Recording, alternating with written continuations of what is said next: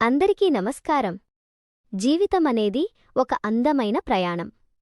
మన ప్రయాణంలో ఎన్నో మలుపులు, ఎంతోమంది వ్యక్తులు పరిచయమవుతుంటారు. కొన్నిసార్లు మనం ఒకరి కోసం ఆశగా ఎదురుచూస్తున్నప్పుడు కాలం మనల్ని మరో దారివైపు నడిపిస్తుంది. జీవితం మనకిచ్చే ఊహించని బహుమతులను, కొత్త సంతోషాలను ఎలా స్వీకరించాలో చెప్పే ఒక అద్భుతమైన కథను ఈరోజు మనం పూర్తి వివరాలతో తెలుసుకుందాం. ఎక్కడా స్కిప్ చేయకుండా చివరి వరకు వినండి. గత వైశాఖమాసంలో లలితకు వివాహం జరిగింది. శ్రావణ మొదటి వారంలో ఆమె తన భర్తతో కలిసి కొత్త కాపురానికి వేరే ఊరు వెళ్ళిపోయింది. అప్పటినుంచి ఇప్పటివరకు తను మళ్లీ పుట్టింటివైపు అడుగుపెట్టలేదు. మొన్నటి ఉగాది పండుగకు ఖచ్చితంగా రమ్మని వాళ్ల ఇంట్లో వాళ్ళెంతో బతిమిలాడి పిలిచారట. భర్తతో కలిసి వస్తానని మాట కూడా ఇచ్చింది. ఆ విషయం తెలిసి కళ్లల్లో కోటి ఆశల దీపాలు వెలిగించుకుని మరి రోజులు లెక్కపెడుతూ ఎదురుచూశాడు కిరణ్. కాని ఏవో కారణాల వల్ల ఆమె ఆ పండుగకు రాలేకపోయింది.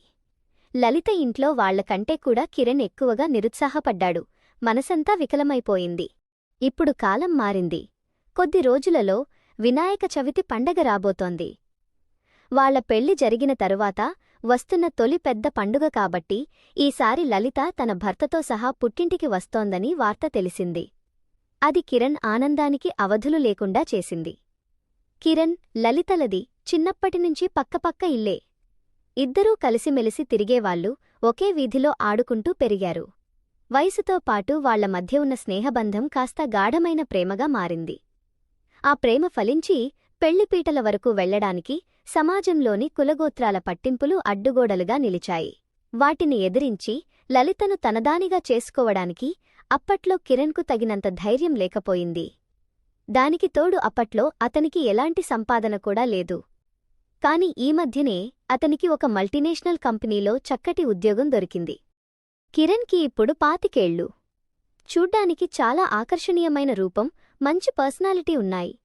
ఇంట్లో వాళ్లు అతనికి కూడా పెళ్లి సంబంధాలు చూస్తున్నారు. లలిత అతనికన్నా 2 ఏళ్లు చిన్నది. అందం విషయంలో ఇద్దరూ ఒకరికొకరు సరైన జోడీ అని చెప్పొచ్చు. కాని ఆ బ్రహ్మదేవుడు వాళ్ళిద్దరి రాతలను కలపలేదు. అందుకు కిరణ్ పెద్దగా కుంగిపోలేదు. ఎందుకంటే పెళ్లికి ముందే లలిత కిరణ్కు ఎంతో దగ్గరైంది. వీలు దొరికినప్పుడల్లా ఇద్దరూ రహస్యంగా కలుస్తూ జీవితాన్ని ఎంజాయ్ చేసేవాళ్లు. లలితకు కూడా కిరణ్ అంటే విపరీతమైన మోజు. కిరణ్ ఆశించినట్లే పండుగ 4 రోజులు ఉందనగానే లలిత తన పుట్టింటికి చేరుకుంది. ఒకరోజు కిరణ్ ఆఫీస్ నుండి సాయంత్రం తిరిగి వచ్చే వేళకి ఆమె కిరణ్ తల్లి సుమిత్రమ్మతో మాట్లాడుతూ వరండాలోనే కూర్చుని ఉంది. పెళ్లైన ఈ 7-8 నెలల్లో ఆమె కాస్త ఒళ్ళు చేసి నిండుగా చాలా అందంగా తయారయింది. ఆమెను చూడగానే కిరణ్లో పాత కోరికలు మళ్లీ నిద్రలేచాయి. కాని అక్కడ వాళ్ల అమ్మ పక్కనే కూర్చుని ఉండటంతో ఏమీ చెయ్యలేకపోయాడు. హే లలితా, ఎప్పుడు వచ్చావ్? అంటూ తన మనసులోని ఉల్లాసాన్ని ఆపుకోలేక అడిగాడు కిరణ్. మధ్యాహ్నం బస్సుకే వచ్చాను అంది లలిత. కిరణ్ను చూడడంతోనే ఆమె బుగ్గలు సిగ్గుతో ఎరుపెక్కాయి.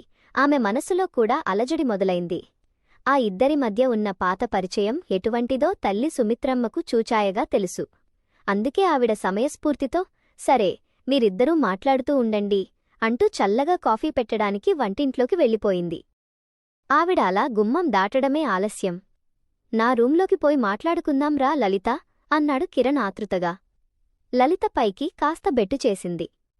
కాని కిరణ్ ఆమె చెయ్యి పట్టుకోబోయేసరికి గమ్మున లేచి సరే నడు అంటూ అతని వెనకాలే రూంలోకి వెళ్ళింది. గదిలోకి వెళ్లడంతోనే కిరణ్ ఆమెను గట్టిగా కౌగిలించుకున్నాడు. ఏమిటిది? నేను ఇదివరకటి లలితను కాదు, ఒకరి భార్యను అంటూ విడిపించుకోవడానికి ప్రయత్నించింది. నువ్వు ఇదివరకటి లలితవి కావని నాకు తెలుసులే. పెళ్లయ్యాక బాగా లావయ్యావు, కౌగిట్లో కూడా సరిగ్గా అందడం లేదు. బాడీ బాగా పెంచావు అన్నాడు కిరణ్ నవ్వుతూ. అతని మాటలకి సిగ్గుపడుతూ ఏం, తమరికి అసూయగా ఉందా అంటూ అతని చేతిని గట్టిగా పట్టేసుకుంది లలిత. కిరణ్ ఆమె పెదవులపై తన పెదవులను ఉంచి మాటలకు బ్రేక్ వేశాడు. నేను వెళ్ళిపోయాక ఈ ఊళ్ళో నీకు ఎవరూ దొరకలేదా ఏంటి? ఇలా ఆవురావురుమంటున్నావు అంది లలిత తన పెదాలు తుడుచుకుంటూ. లోపల మీ అమ్మగారు ఉన్నారన్న సంగతి మర్చిపోయావా? అని హెచ్చరించింది. సుమిత్రమ్మగారు వంటింట్లో పనిలో ఉందని, కావాలనే తమకు సమయమిస్తోందని ఇద్దరికీ తెలుసు. నువ్వు దగ్గర ఉంటే ఈ ప్రపంచాన్నే మర్చిపోతాను అన్నాడు కిరణ్ సీరియస్గా.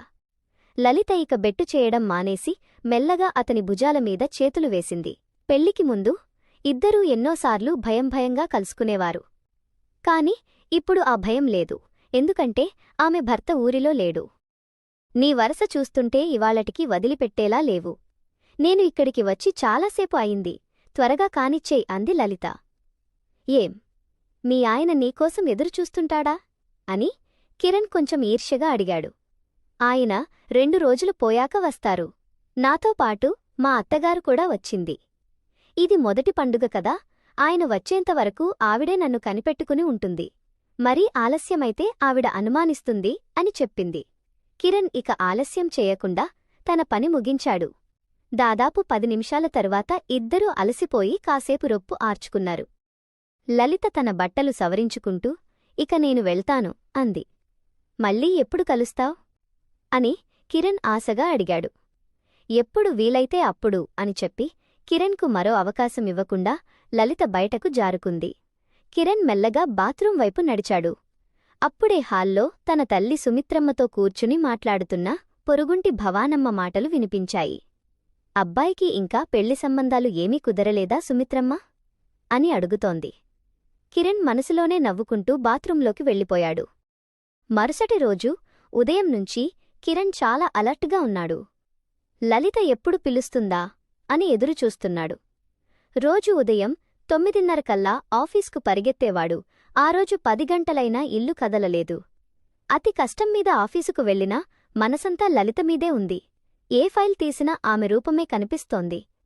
దాంతో భరించలేక మధ్యాహ్నం 3 గంటలకే ఆఫీస్ పర్మిషన్ తీసుకుని ఇంటికి వచ్చేశాడు. రూంలో కూర్చున్నాడే కాని క్షణం ఒక యుగంలా గడుస్తోంది. బయట లలిత జాడ ఎక్కడా కనిపించడం లేదు. చూస్తుండగానే సాయంత్రం 6 అయింది. చీకటి పడిపోయింది. కిరణ్కు కోరిక, అసహనం పెరిగిపోతున్నాయి. సరిగ్గా అదే సమయంలో వరండాలో ఎవరో గుసగుసగా పిలిచినట్లు అనిపించి ఉలిక్కిపడ్డాడు. చీకటిలో ఆ మనిషి ఎవరో కాదు, పొరుగున ఉండే భవానమ్మ. చిన్న సంగతి మాట్లాడాలి, ఒకసారి మా ఇంట్లోకి రా అని రహస్యంగా పిలిచింది. లలిత ఏమైనా సమాచారం పంపిందేమోనన్న ఆశతో కిరణ్ చకచకా షర్టు వేసుకుని వాళ్ళ అమ్మతో బయటకు వెళ్తున్నానని చెప్పి భవానమ్మ ఇంట్లోకి వెళ్లాడు. భవానమ్మ చుట్టూ చూసి ఎవరూ లేరని నిర్ధారించుకుని తలుపు గడియ పెట్టింది. కూర్చోవయ్యా కిరణ్ అంది నవ్వుతూ. ఆ ఇల్లు చిన్న మధ్యతరగతి ఇల్లే. అక్కడ కుర్చీలున్నా కూడా ఆమె కావాలనే మంచం చూపించింది. కిరణ్ మంచం మీద కూర్చున్నాడు. భవానమ్మ ఆ రోజు చాలా ప్రత్యేకంగా అలంకరించుకుంది. తెల్లటి కాటన్ చీర, ఎర్రటి జాకెట్, తలలో చేమంతి పువ్వు, కళ్లకు కాటుకతో చాలా హుషారుగా కనిపిస్తోంది. ఆమె కిరణ్ మొహంలోకి తీక్షణంగా చూస్తూ, మధ్యాహ్నం నుంచి నువ్వు ఆ లలిత కోసమే కదా ఎదురుచూస్తున్నావు అని అడిగింది. కిరణ్ షాకై సిగ్గుతో తలదించుకున్నాడు. భవానమ్మ గట్టిగా నవ్వి, నువ్వు చెప్పకపోతే నాకు తెలియదా?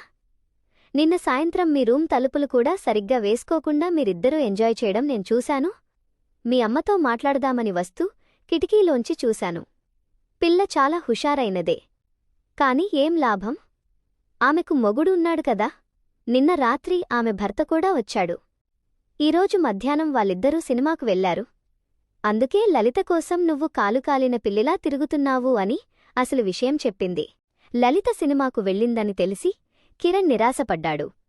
అయితే భవానమ్మ తనను ఎందుకు పిలిచిందో అతనికి అర్థం కాలేదు.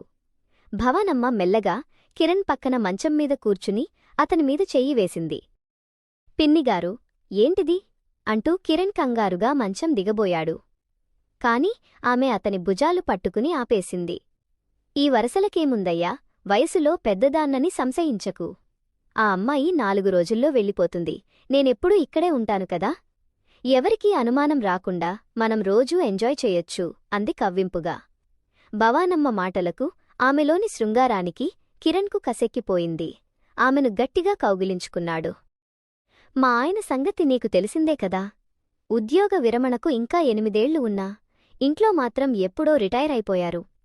నా బాధ అర్థం చేసుకునే స్థితిలో ఆయన లేరు అంటూ కిరణ్ను తనపైకి లాక్కుంది.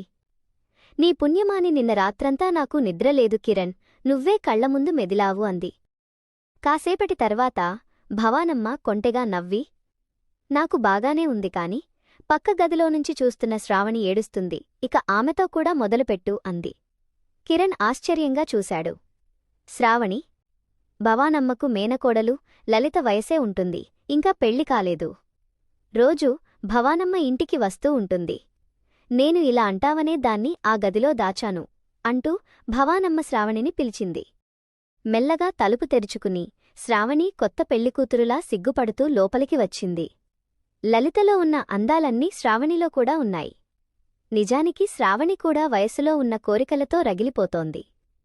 ఒకరోజు భవానమ్మ ఇంట్లో ఎవరూ లేని సమయంలో శ్రావణి భవానమ్మతో కలిసి బాత్రూంలో స్నానం చేస్తూ దగ్గరైంది. నిన్న సాయంత్రం కిరణ్ లలితలు కలుసుకోవడం భవానమ్మతో పాటు శ్రావణి కూడా చూసింది. అప్పటినుంచి కిరణ్తో కలవాలని శ్రావణి కూడా ఆరాటపడుతోంది. కిరణ్ శ్రావణిని దగ్గరకు రమ్మని సైగ చేయగానే ఆమె తన సిగ్గును వదిలేసి వాళ్లతో జాయిన్ అయింది. కిరణ్ భవానమ్మ వైపు చూస్తూ, పిన్ని, నీకు థాంక్స్ ఎలా చెప్పాలో తెలియడం లేదు. లలిత లేకపోతేనేం నాకు బ్రహ్మాండమైన బంపర్ ఆఫర్ ఇచ్చావు అన్నాడు ఆనందంగా. ఒక్క దెబ్బకు 2 పిట్టలు అన్నట్లుగా కిరణ్ ఆ రాత్రి భవానమ్మ, శ్రావణి ఇద్దరితోనూ హాయిగా గడిపాడు. చూశారుగా ఫ్రెండ్స్, ఈ ఆసక్తికరమైన మలుపులతో కూడిన కథ మీ అందరికీ నచ్చిందని ఆశిస్తున్నాను.